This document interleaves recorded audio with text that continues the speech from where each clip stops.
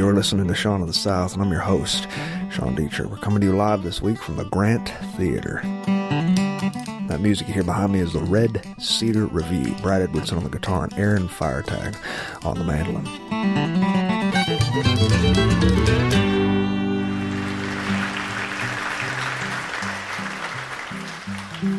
I'm parked near the bay, the Choctawhatchee Bay, eating salted peanuts, watching a hound dog take a swim.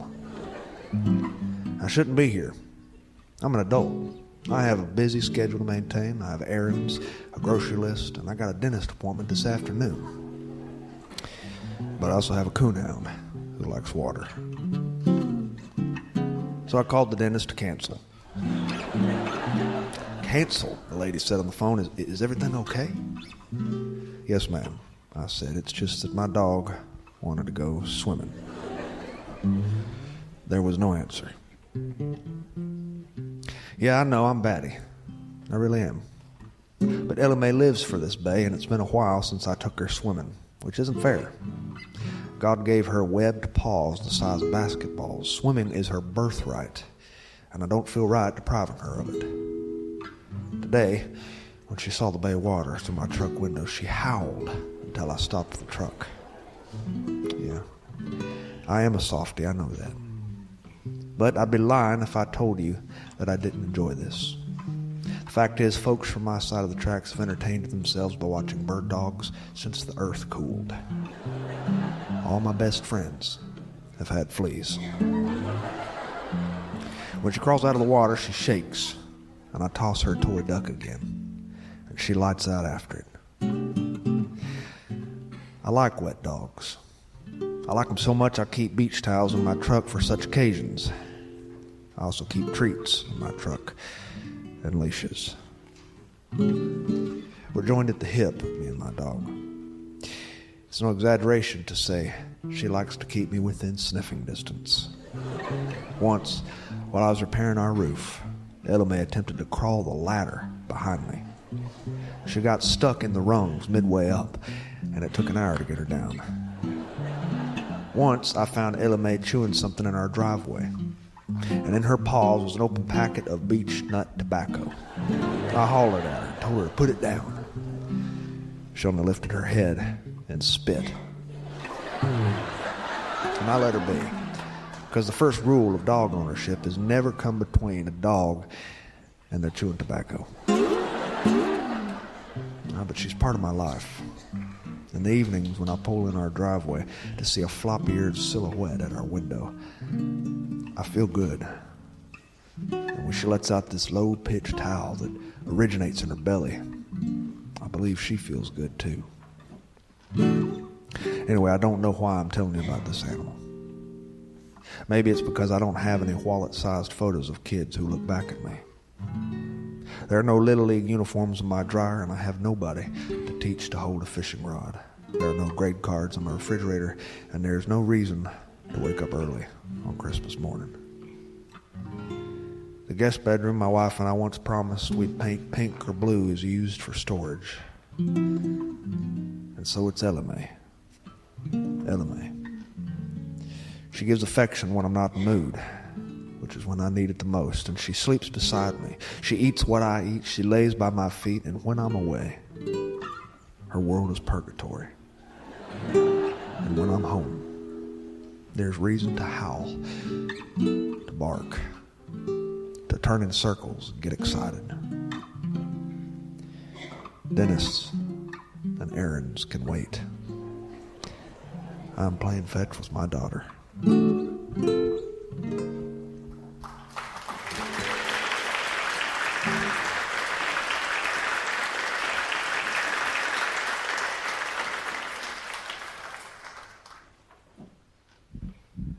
It was a cold, cold year. I do remember that much. Very, very cold. Unnaturally cold. I remember riding with my father on the way to his job site and seeing the fields outside our windows completely covered in white. Very cold. When we got to the job site, he turned on the space heater, which was about the size of a bread box. He turned it on, and it did not do anything to warm up this construction trailer. So he did what any man would do when trying to warm himself during cold, cold weather. He went to a small refrigerator in the corner, and he got himself a beer. My father was like any stick welder. He used beer to warm himself, and he used beer to cool himself down. And there was ice hanging from the corners of this construction trailer. Big, long icicles, which were marvelous to look at, but quite mysterious in some way. We hadn't seen many of them. The only ice I'd like to see is the kind that goes in my iced tea. This day, my father was sipping beer, and he was sitting at a desk in a construction trailer looking over blueprints. The kind of construction trailer we were in was cheap. It had wood paneling on the walls and fluorescent lights. It had linoleum floors. And my father had a ham sandwich in his hand. While he was looking at these blueprints, the ham sandwich was dripping with mustard.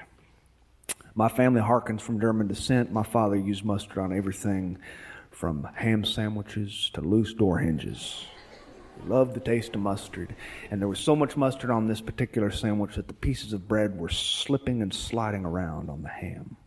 I also remember that I was sitting at a desk behind him, watching a small portable television set, which my father had brought with me. Since it was the weekend, he took me to work with him, and this portable television was his answer to a babysitter. I sat at this desk while he worked, and I watched Andy Griffith. I can remember the exact episode that I saw, and I've seen this particular episode at least 100 times. It's the one where Aunt Bee makes pickles, and they come out god-awful. And Andy calls them kerosene cucumbers. It is quite possibly my favorite line in all of television. Kerosene cucumbers. When I was 16 years old, I was part of a country western band.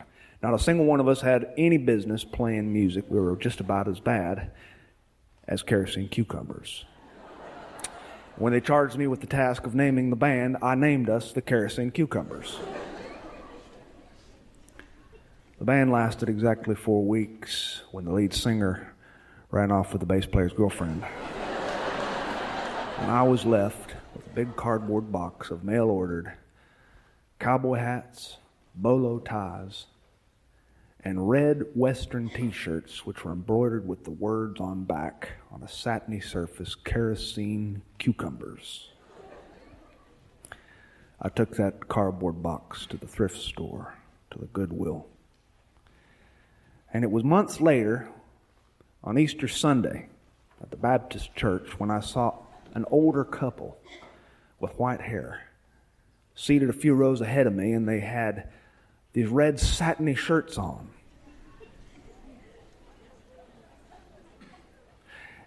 I got closer to them after the service was over, and I realized that on the backs of their shirts it read in embroidered text, Kerosene Cucumbers.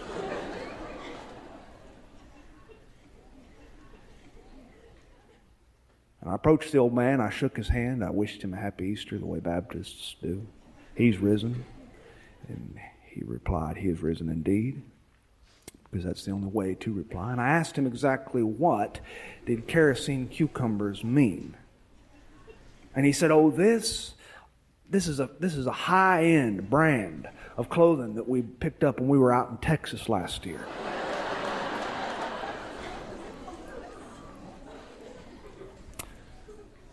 Kerosene cucumbers. Anyway, if you ask me, the Andy Griffith Show is the greatest American pastime this country has ever known, second only to baseball and the lawnmower race championships in Carbon Hill, Alabama. And I've felt this way for a long time. This particular day, I was watching television, and I was lost in this episode while my father drank a beer and looked over the blueprints. That day, he was a boss man. Now, to men like my father, there were two kinds of people in this world. there were grunts, and there were bossmen. The boss man. The boss man was the man who sat in the construction trailer on the weekends. And that day my father was filling in for his boss who was out of town. It was probably the highest form of responsibility he had ever had. Even so, I paid no mind to him while he ate his sandwich and mustard was dripping off. The television in front of me was turned up as loud as it could go. I like to listen to my televisions very, very loud. I always have. It's always been an affliction of mine. I inherited this also from my father. And the reason we listened to our TVs so loud was because my father was half deaf in his left ear. A series of ear infections had left him with hardly any hearing in that ear. And I myself am partially deaf in my right ear for the same reason. A series of ear infections during my childhood left me with some hearing trouble. Some boys inherit cleft chins, athletic prowess, or charming senses of humor.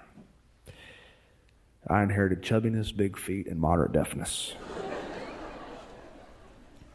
My ear infections are only a hazy memory now. All I can remember is pressing silly putty into my ears before I took baths, or lying awake at night and listening to my ears ring like a choir of crickets. I kept turning the volume up on this small television until it sounded like the speaker was going to tear. My father looked at me and he said, "Do you mind turning that down? I'm trying to work." He was taking his job seriously that day. It's not every day a grunt stick welder gets the opportunity to play boss man for the day. I turned it down a little bit, but I could hardly hear it. My mother first realized I was hard of hearing when I was a toddler. We were on our way to church, and I was out in the backyard making my specialty, organic mud pies. She yelled my name and told me to get ready, and I didn't turn when she called me. I was too busy assessing my culinary creation for texture. She came into the yard, she grabbed me by the shoulders, and she says she shouted my name, and I only blinked at her and offered her a slice of pie. They put tubes in my ears. I don't remember much about that period of my life, except the vague memory of bloody pillows. I do remember, though, a hazy, hazy memory of a white-headed doctor in horn-rimmed glasses who said, "Do you like orange bubblegum, old-timer?" just before he gassed me with orange-flavored laughing gas. And all I can remember after that is that my right ear has been ringing ever since, and I don't like orange-flavored anything. Life lesson number 1, never trust a doctor in horn-rimmed glasses. Still, I wasn't as deaf as my father was.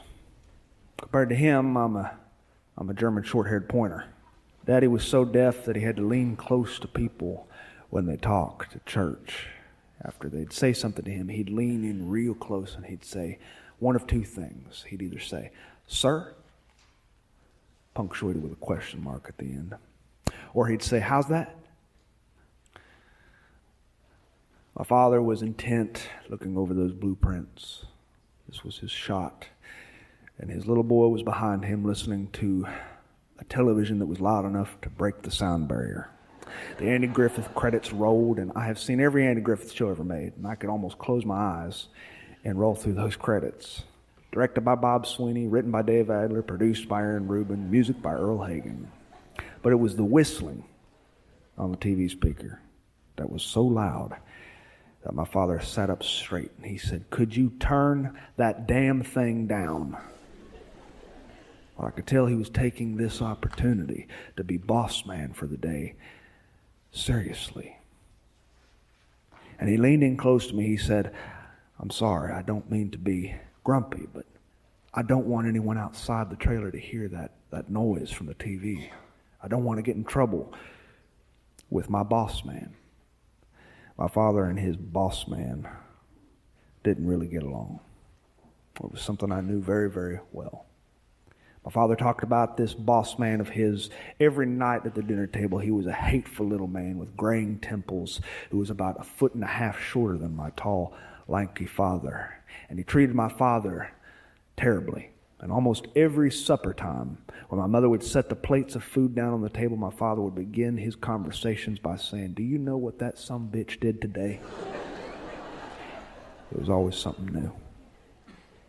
Before my father was able to finish instructing me to turn that television down, his true nature came out. And he did what all American men do when confronted with black and white glowing images of the Andy Griffith television show. He took a sip of his beer, he propped his feet up on that desk, and he watched Barney and Andy save the day. Nobody can resist an Andy Griffith episode. I have met people who claim they do not like this television show. But upon watching 2 or 3 episodes, preferably the episode where kerosene cucumbers are mentioned, they are converted instantly, and they will go on for the rest of their days wearing an Andy Griffith t-shirt beneath every piece of clothing they wear. And so my father and I became father and son instead of boss man and boy, and we watched Andy Griffith, and my father cracked open a beer and he let a load off, which was quite unusual to see a workaholic like my father do. My father took jobs wherever and whenever duty called. To give you an idea of what that means, in 5 years we had lived in 7 different places. Of course, the idea was that one day he would be promoted. Someone would see how hard he worked and make him into the man who didn't punch clocks and bundle up during the ice-cold weather to work outside, dangling from iron skeletons that were soon to become commercial buildings and skyscrapers. But one day he would be a boss man, God willing. He would sit inside a trailer pushing a pencil, eating prime rib and trimming his toenails whenever he felt like it. My father was watching this television with me. We were laughing at all the jokes that go on between Barney and Andy. My father grinned at me and said, "Turn it up." And while he sipped his beer, there was a knock on our trailer door. And I'm ashamed to tell you that neither my father nor I even heard it. No, we only saw a square of daylight peek through the open door. And there was a shadowy shape in the center of this obelisk of light which projected on the linoleum floor. It was my father's boss man. He stood with his arms crossed, looking straight at my father, who was leaned back, watching a portable television of black and white with the sound cranked up high enough to affect the climate. And the man's look toward my father was hideous. My father nearly fell out of his chair when he saw the man standing there. And then he hung his head and he took his licking.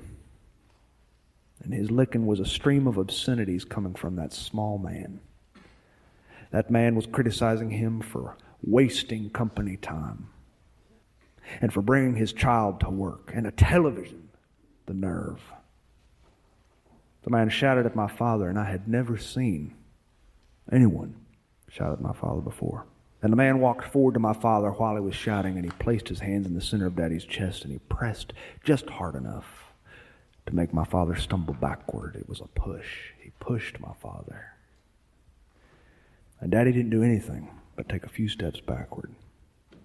He didn't move. He didn't clench his fists. And my father was the kind of man who would have, and probably should have, clocked that little guy. My father was not yellow. He was the kind of man who taught me how to swing my fists against a round hay bale in a pasture. And he'd say things like, "Keep your thumb inside your fingers. You don't want to break your thumb while you're cleaning some fella's clock." He'd say things like, "Don't you ever start a fight. I don't ever want to hear that you started a fight. But if someone starts one with you, you better make sure that joker is sorry he ever did." But Daddy wasn't practicing his own ideology. He didn't bring his eyes up from the floor. He didn't look at that man with a clenched jaw. All he did was hang his head and nod it and apologize, hands in his pockets, face serious, and solemn, and he'd say things like, "Yes, sir," and "No, sir," and "I understand, sir," and it embarrassed me for him. But that's what it's like when a lowly worker is standing before your boss man. Now my memory starts to fade here. I can remember my father's friend Rick carrying that portable TV to my father's truck. I remember the workmen gathering around Daddy and saying things like, "Go kick his ass, John. You ain't have to take that. Go kick his ass." And my daddy would say things like, "Nah, I need this job." We rode home in silence, and he draped his arm out the window, and we drove the endless series of gravel roads and dirt paths which led home in the setting sun. And I don't know what he was thinking about.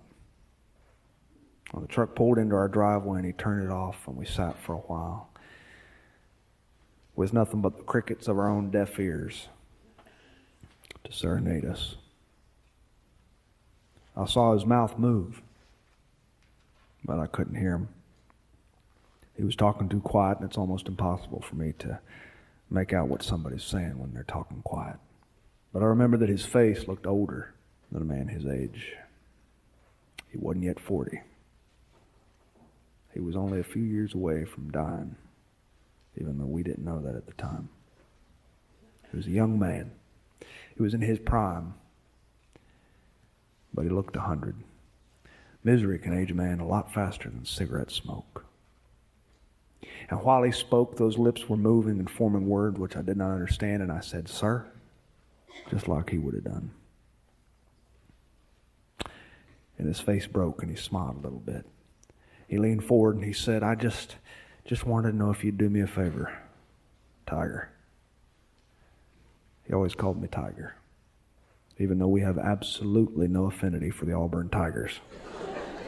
He said, "Tiger, please don't tell your mama about what happened today." I looked at my father, a strong man, and he looked human. A quiet strength in his face. Despite all his troubles on that particular day, he had shown tremendous strength. He'd held himself in a corner. He'd held his tongue, and he'd let that little man shear his hair off like a farmer shears a sheep. My father leaned toward me, and he patted me on the shoulder. And he said, "Ain't that Andy Griffith show something? Kerosene cucumbers, it always gets me, always gets me." Kerosene cucumbers. It would be a great name for a country western band that sucks.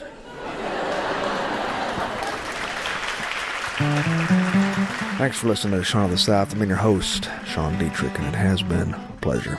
Hope you join us next week. That music here behind me is the Red Cedar Review. Aaron Firetag on the mandolin and Brad Edwardson on the guitar. To find out anything more about what I do, you can visit SeanoftheSouth.com. And while you're there, I hope you drop me a line, because I love to hear from my friends. And speaking of friends, you can please some of the people some of the time. You might please most of the people most of the time. But you cannot assault anyone in public without them pressing charges. Adios.